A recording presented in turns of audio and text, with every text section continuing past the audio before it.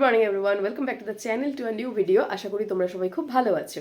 So আজকে তো রান্না পুজো, তোমাদের সবাইকে জানাই রান্না পুজোর অনেক অনেক শুভেচ্ছা। খুব ভালোভাবে তোমাদের রান্না পুজো কাটুক। এই বাড়িতে তো রান্না পুজো হয় না, কিন্তু ওই বাড়িতে আমাদের রান্না পুজো হয়, যে কারণে আজকে রাতে যাবো আমি ও বাড়িতে। গিয়ে দুপুরবেলা আবার সুব্রত দাদের বাড়িতেও আমাদের নিমন্ত্রণ আছে। আজকে সারাদিন ওই রান্না পুজোর নিমন্ত্রণ খেয়ে খেয়েই কেটে যাবে। আর অনেকটা লেট হয়ে গেছে, এখন 9টা অলরেডি বেজে গেছে। বেরোবো দোকানে, কারণ দোকানটাও আমাকে যেতে হবে। আজকে যেহেতু বিশ্বকর্মা পুজো, তাই দোকানে চাপটা একটু কমই আছে। ওই জন্য আজকে বেশ দোকানে একদম রিল্যাক্স করে বসে আছি। আমি সাধারণত দেখবে তোমরা দোকানে খুব একটা ভিডিও করি না, আসলে রাস্তার ধারে একদম তো দোকানটা, যে কারণে গাড়ি ঘোড়ার এত বেশি আওয়াজ থাকে। আমি যদি কোনো ভিডিও করি তোমাদের কান অবধি শুধু এই গাড়ির আওয়াজটাই পৌঁছবে, আমার কথা আর পৌঁছবে না, ওই জন্য আর করি না। আজকে দোকান থেকে তো একটু তাড়াতাড়ি চলে এসেছি, রেডি হয়ে গেছি। এবার যাচ্ছি সুব্রত দাদের বাড়িতে, কারণ পিকু বারবার ফোন করছে কখন আসবে করে যাচ্ছে। আর আমরা ওর বাড়িতে যাওয়ার কথা শুনলেই ও একটু বেশ এক্সাইটেড হয়ে যায়। আমি আজকে পুরো জটিপুরির মতো মাথার উপরে বেঁধেছি, এত গরম হচ্ছে। তা তো দেখতেই পাচ্ছি, পুরো টিং টিং করছে টিকিটা। টিকি হয়ে গেছে। আমরা কবে স্মুথনিং করাবো লাভলি? সনদদা বলেছে পুজোর পরে। সেটাই। কি বাঁধা হয়েছে? কি এটা কি? এটা কি বেঁধেছো? গামছা। গামছা বেঁধেছে, হ্যাঁ, বড় বড় চুল না। এই যে টিকিটা ওপরে একদম হেভি লাগছে টিকিটা। পাগলা বাবা, এটা তো আমি নিয়ে যাব, টিভির সামনে রেখে দেবো। হ্যাঁ ও মা,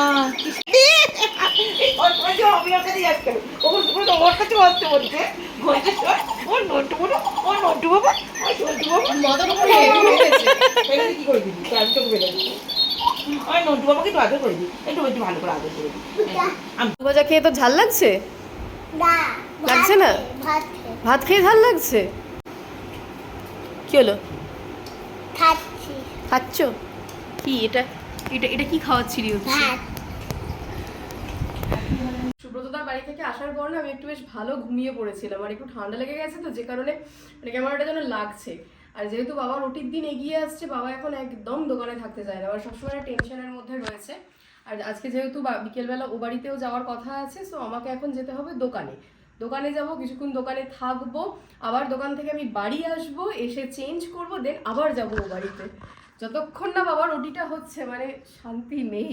এখন আমি অফিস থেকে ফিরে বউকে নিয়ে যাব দোকানে, শ্বশুরকে নিয়ে যাব দোকান থেকে বাড়িতে, আর আমার সঙ্গে মা আর লাভলি যাচ্ছে, তারাও দুজন যাবে এখন আমার শ্বশুর বাড়িতে। ওরা গল্প করবে, আমি ব্যাক করে চলে আসবো দোকানে, তারপর রাত্রিবেলা দোকান টোকান বন্ধ করে ওকে নিয়ে আবার চলে যাবো ও বাড়িতে।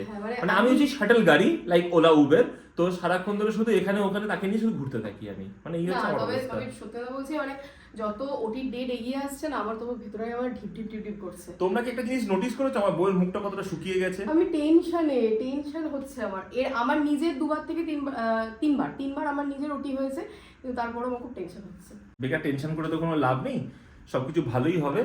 আপাতত এখন বেরোনো যাক, বাকি কথা আবার বাইরে বেরিয়ে তবে তোমাদের সাথে করবো।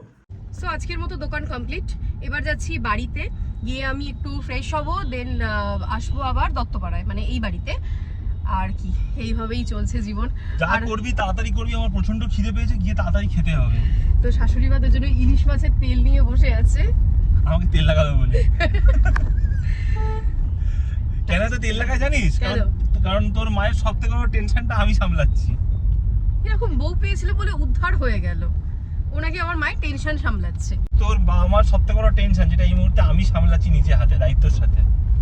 ওই জন্য তোর বাবা মা আমাকে এত ভালোবাসে, এত বাটার তেল সবসময় মাখাতে থাকে। আমার বাবা মা মোটেও তাকে বাটার তেল মাখায় না, ওরাও তাকে খুব ভালোবাসে।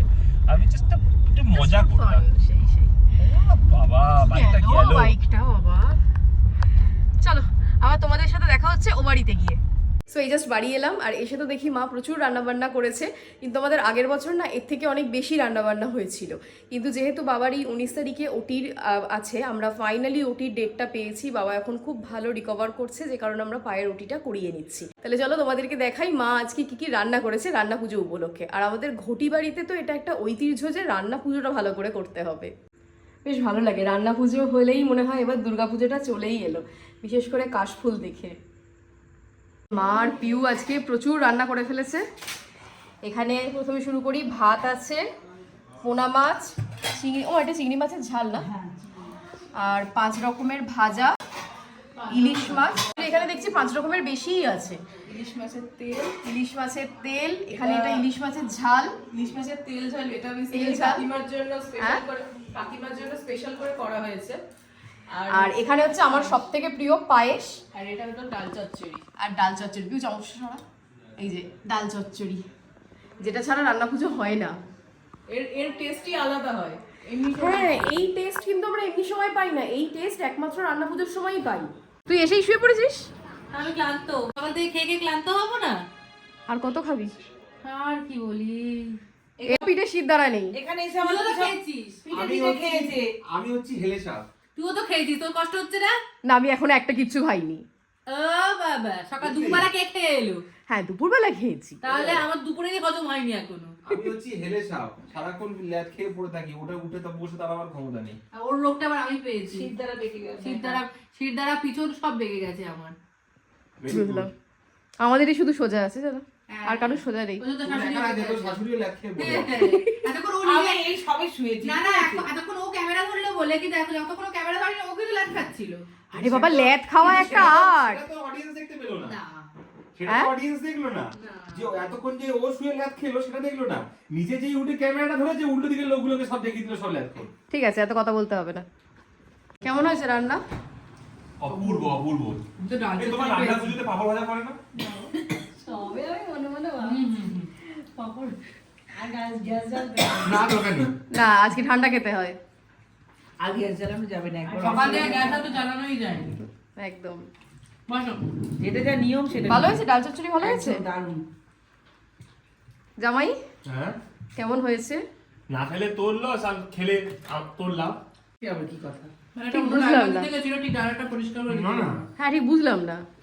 খেলে তোর লাভ, না খেলে তোর লস, সেটাই বলেছি। আচ্ছা আচ্ছা। কিন্তু উল্টো পাল্টে বলে দিয়েছি বলে আগে পড়া হয়ে গেছে। প্রচুর আইটেম।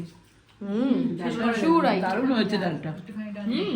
অন্য বাড়ি এর থেকেও বেশি আইটেম হয়। খাওয়া দাওয়া কমপ্লিট, অনেক আমরা ভাত বগে নিয়েছি, এবার যাচ্ছি বাড়ি। প্রচুর রাত হয়ে গেছে। হ্যাঁ, অনেক রাত হয়ে গেছে, এই যে 11:15। যাই যাই যাই, চল আসছি আসছি। হ্যাঁ, 11:30। এই জাস্ট বাড়ি এলাম, আর এখন এবার একটু ঘুমোতে হবে। আর ওই যে আগের দিন আমি বৃষ্টিতে ভিজেছিলাম, আমি দেখছি হালকা হালকা কেমন মাথাটাও যন্ত্রণা করছে, আর সঙ্গে গলাটাও ধরেই গেছে। গলার মধ্যে ব্যাং ঢুকেছে। হ্যাঁ, গলার মধ্যে ব্যাং ঢুকে গেছে। তাহলে চলো আজকের ভিডিওটা এখানেই শেষ করলাম। একটা লাইক করে দিও, সবার সাথে শেয়ার করো, আর কেমন লাগলো আমাকে কমেন্ট করে জানাবে। যদি ফেসবুক থেকে দেখো তাহলে ফলো করো, আর যদি ইউটিউব থেকে দেখো তাহলে প্লিজ একটা সাবস্ক্রাইব করে দিও। আজকের মতো টাটা, দেখা হবে আবার অন্য কোনো ভিডিওতে। Good night.